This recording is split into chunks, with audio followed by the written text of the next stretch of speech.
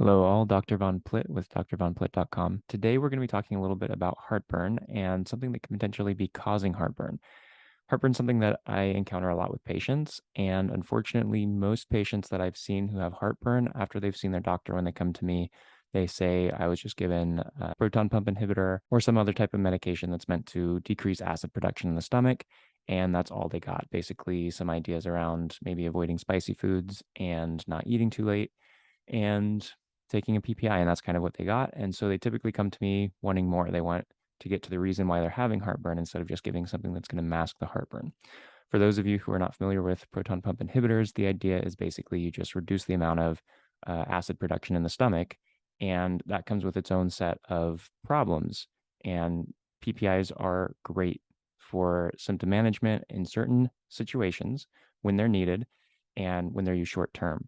But the issue is they don't get to the root cause. And when you decrease stomach acid production, then you take away one of the body's defenses against microbes in food. The acid in your stomach is meant to be one of the barriers, one of the methods that your body protects itself against pathogens or microbes in your food, the things that you eat, things that go in your mouth.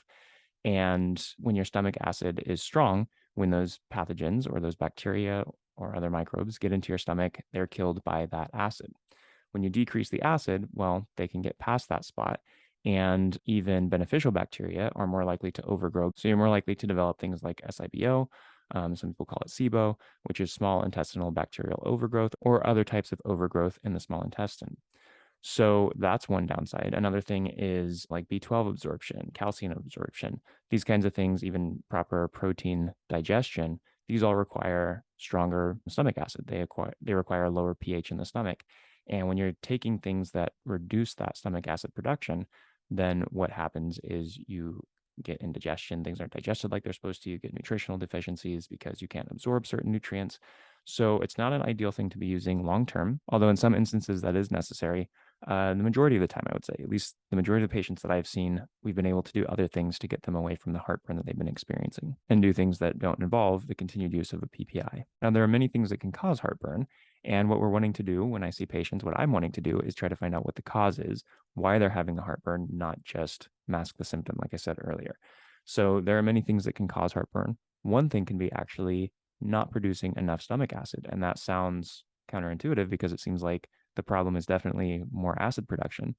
But oddly enough, some patients, when they start taking something like betaine HCl or taking apple cider vinegar at the beginning of meals, things that acidify the stomach before they eat, they actually notice a reduction in heartburn. Now, that's not for everyone. And of course, you'd want to work with your healthcare practitioner to see if that's right for you, or come see me if you're in the Portland area and we can figure out if that's right for you.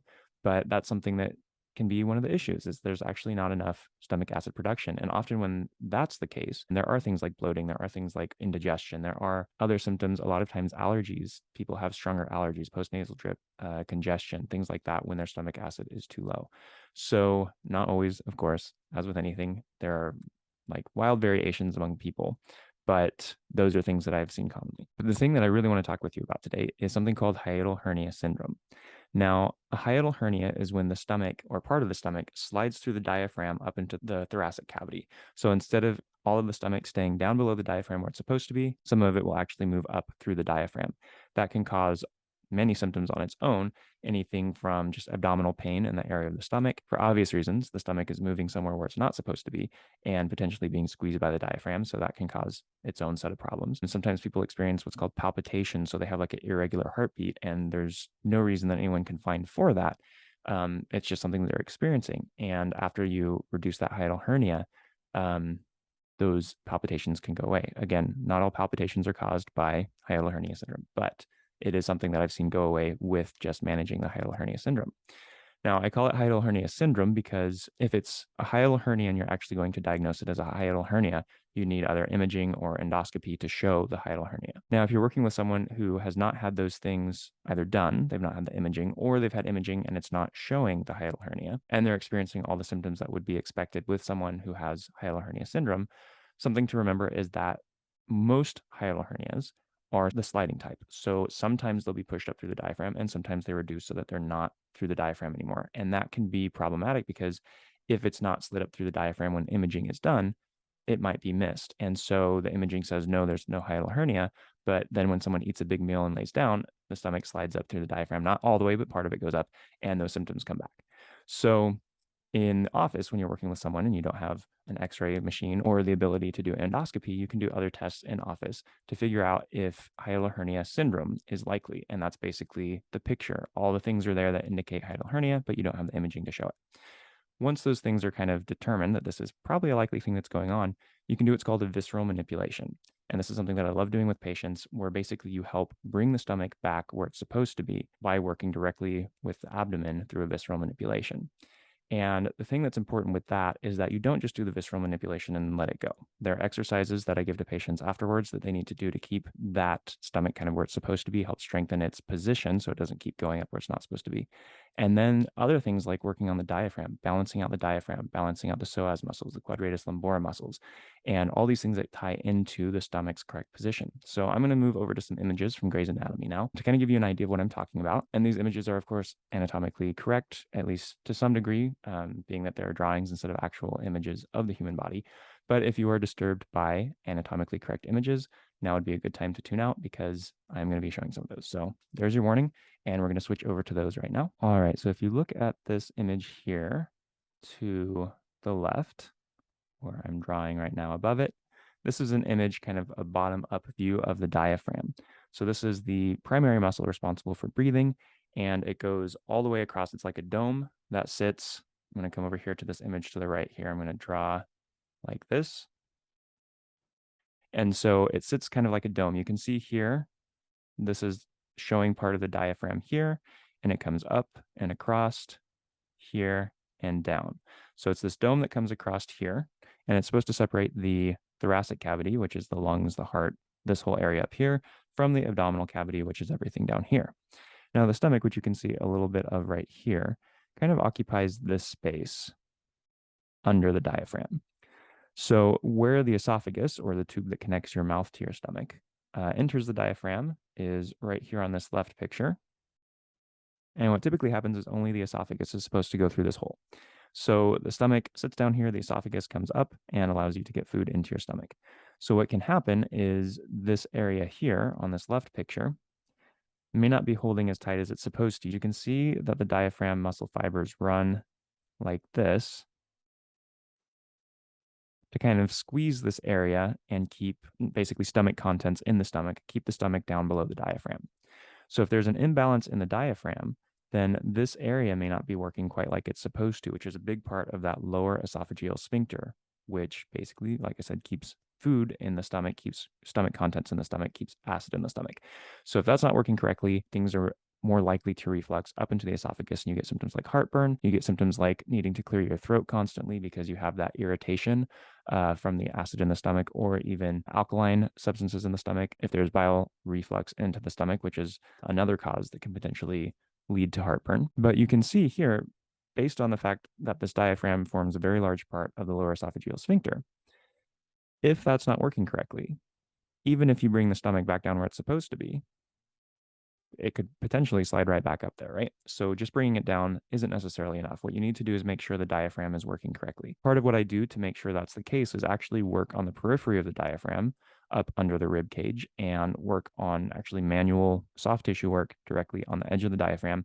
And you'd be surprised how much dysfunction can be felt even with just that much contact with the diaphragm. Obviously, you can't reach most of the diaphragm, so most of the work you have to do with it is mostly peripheral. But also something I want to point out is the fact that the diaphragm, you can see, attaches down here on the lumbar spines, the vertebra of the low back. You can see these attachment points all the way down for the diaphragm.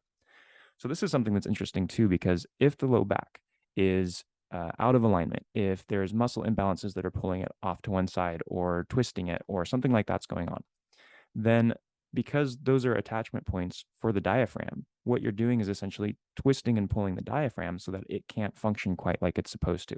When it pulls, it's not able to pull exactly like it should, because it's being sort of twisted or pulled out of alignment by the low back. And so something that I check as well is low back function, see if there's any restrictions in movement, see if there's anything that needs to be worked on there. In addition to that, I'm going to move down here a little bit to this picture. Now, as we saw before, so this here, this is the lumbar spine. So 1, 2, 3, 4, 5 vertebrae. These are the ones at the low back, right before the sacrum, and right at the bottom of the rib cage. So this is the 12th thoracic vertebra here. This is the 12th rib here. Now this muscle here that comes down here all the way through here. This picture, I'm not super thrilled with it because this should show that the psoas goes all the way through here and attaches actually to the femur, or the large bone of the lower limb, the leg that attaches to the hip. And so this muscle is used in leg flexion. So when you bring your knee up, leg flexion, major mover for that is the psoas muscle. Notice that it's attaching along the lumbar vertebra here. What else attached along the lumbar vertebra? We come back here. Well, looks like the diaphragm attaches. And you can even see some of the psoas muscle here right up against the diaphragm and the attachments of the diaphragm on the lumbar vertebrae. So this is important too, because we need to check the psoas muscles, because if the psoas muscles are not functioning correctly, if they're imbalanced, if there's something that needs to be worked out there, that can potentially be pulling the vertebra of the lumbar spine out. That can potentially be affecting the attachments of the diaphragm. That can be affecting the function of the diaphragm, which can affect the opening in the diaphragm where the esophagus goes through. And so something that may feel like back pain. So a lot of times when the psoas muscles are imbalanced, when they need work, you feel it as low back pain, especially if you've been sitting down and you stand up and you're like, oh, in the low back. A lot of times that's an indication something's going on with the psoas muscles. So that could be leading to dysfunction in the low back, dysfunction in the diaphragm, and that can lead to this hiatal hernia syndrome or dysfunction of the lower esophageal sphincter, leading to heartburn. So as you can see, heartburn is not something, reflux is not something that's just a stomach issue. It's something that can involve a lot of other sections of the body, a lot of other areas of the body. And unless you're looking at these other areas, you're not going to know that any of them are playing into it. And so, the heartburn can be a mystery. It's like, well, I don't know. Maybe people reach a certain age and that's just what happens. They get heartburn. So, here's an acid blocker, here's Tums, here's a PPI, here's something that you can take to manage the symptoms. But the problem that's actually causing the heartburn is not being taken care of.